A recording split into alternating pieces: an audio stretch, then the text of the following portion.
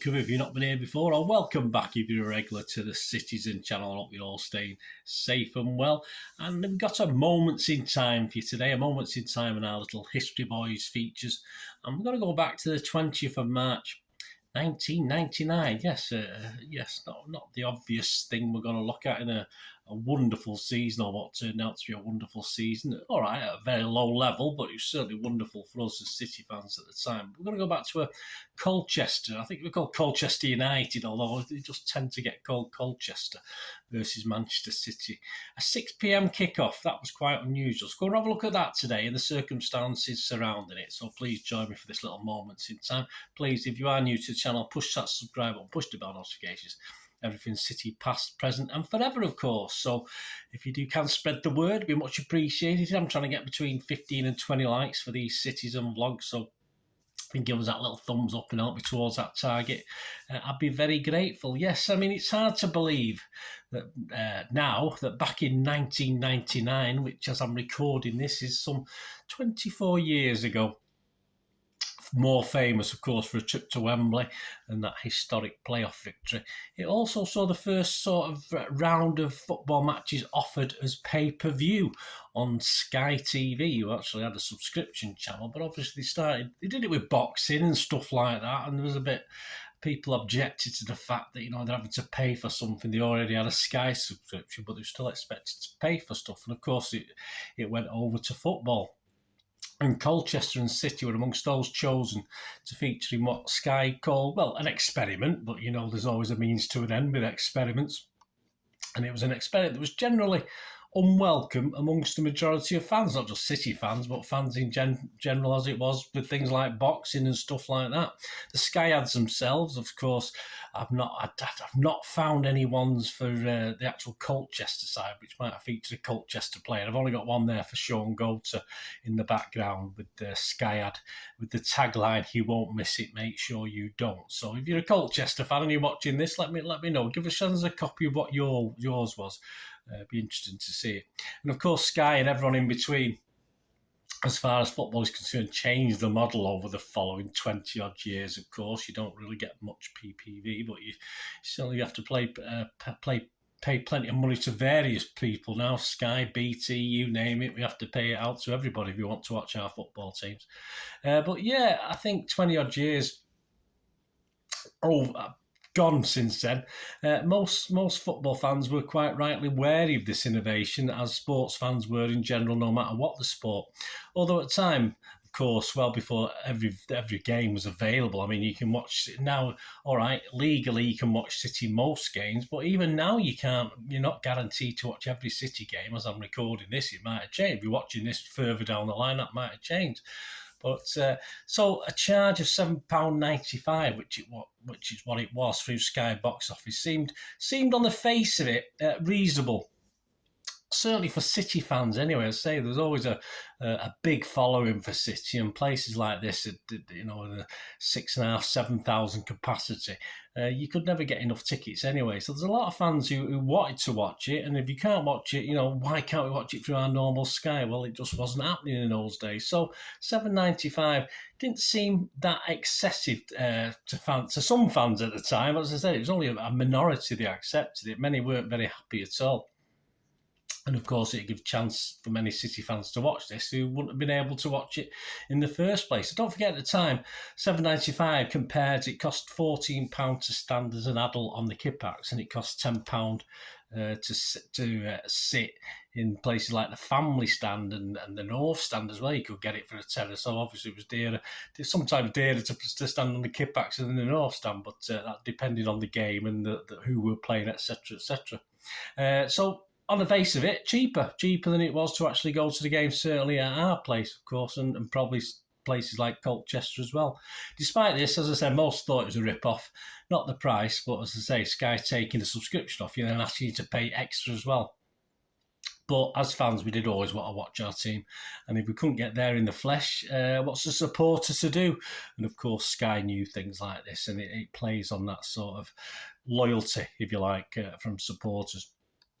City put on a special screening, not like they did for the games later in the season, like Wigan in the playoffs, but obviously not at the ground. But they put a little screening at the Platt Lane Lounge, of course, which obviously had Sky Sports availability, and a few dozen City fans managed to go there and watch it. There's a sort of piece in one of the it's up on the wall there, one of the City magazines about it.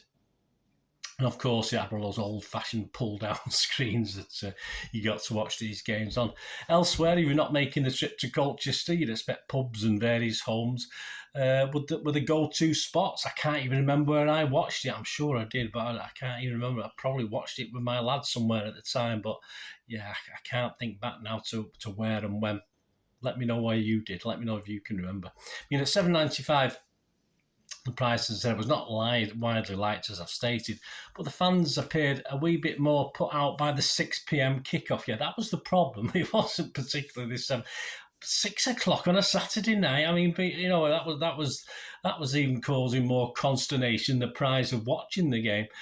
3 p.m. Saturday kickoffs, of course, was still the accepted norm.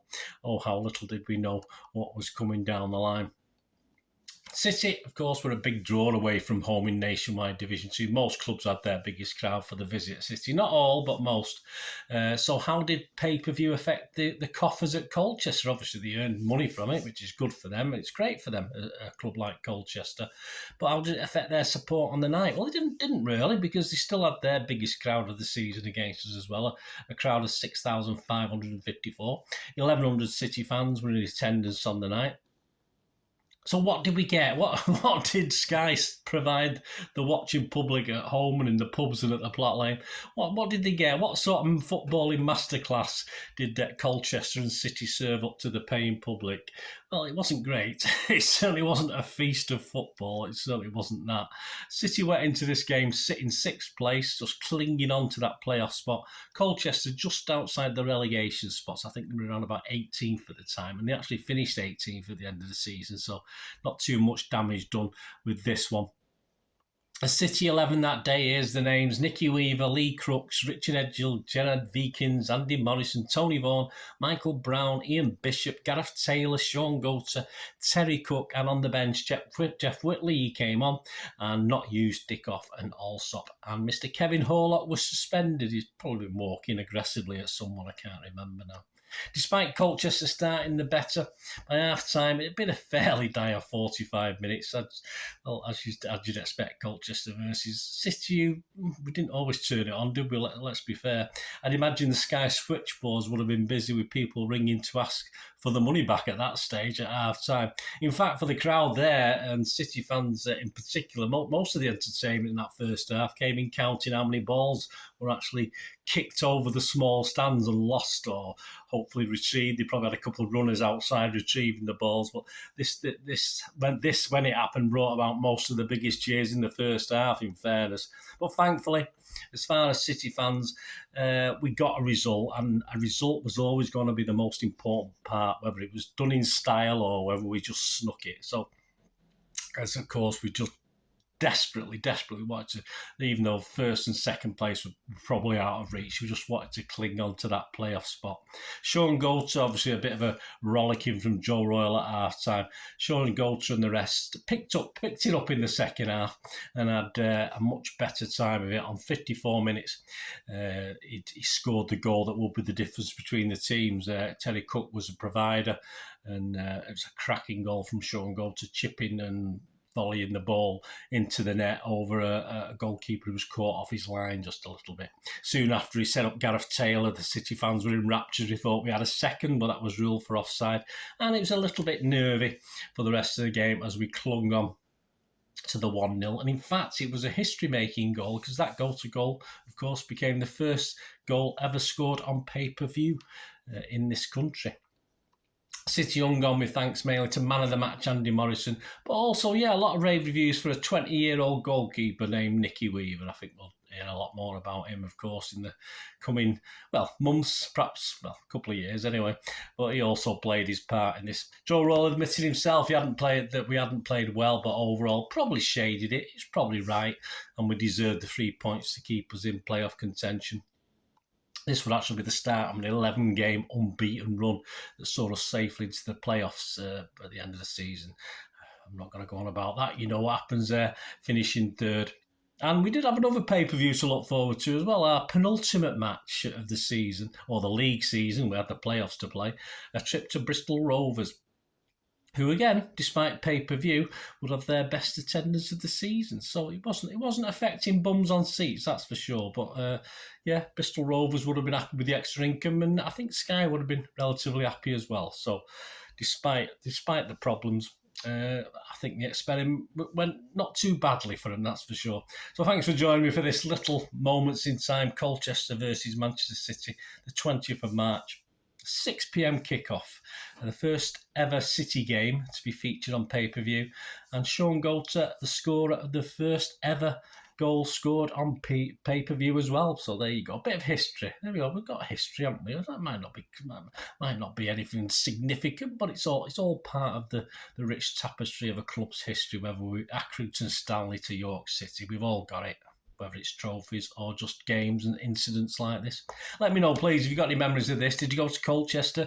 Were you at the Platt Lane? Were you at the Platt Lane that night? Did you get interviewed? I was interviewing people at the Platt Lane. Fans were interviewed on Sky before the game. Did you get on there? Did you get a recording of it? Have you still got it? Let me know. Let me know where you watched the game, if you remember, and let me know what you thought of it. And did you cheer when those balls got lost over the stands? Great to hear from you. Hope you enjoyed that anyway. Thanks for watching, guys. Please, until we meet again, that's one thing, don't I? Please stay safe, Blues. Come on, City. Bye for now.